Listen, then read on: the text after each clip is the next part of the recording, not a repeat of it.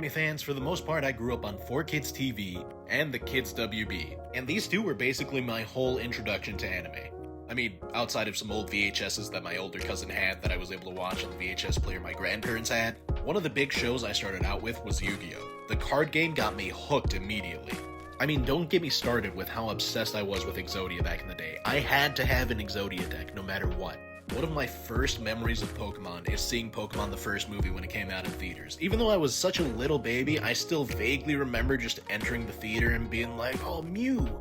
I'm still glad I got to see a bunch of those earlier episodes of Pokemon before they started transitioning into like the Heart Gold era and then into the Ruby Sapphire era when I actually got into gaming.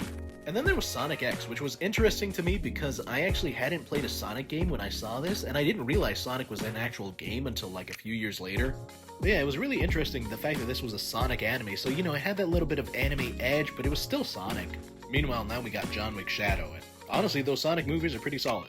And the other good one was the Kirby anime, which the fact that Kirby was one of my first games on GBA aside from Pokemon Ruby made me really connect with this show. The fact that like, oh, I'm playing this game, I'm playing Kirby, I'm saving all these people just like he is. Kirby is the GOAT and no one can convince me otherwise. But of course, these were kids' channels, so it wasn't all fantastic. I mean, look what they did to One Piece. They absolutely massacred this show with censorship. I mean, they gave our boy Sanji a sweet tooth. Helmeppo was literally about to bring down the hammer on Kobe. Yeah, even though these channels weren't perfect, they got me going down the anime rabbit hole, so I love the fact that I grew up watching them. What really helped you get into anime? Go ahead and let me know in the comments down below. If you can, like, save, and share this video, and drop me a follow if you're not already.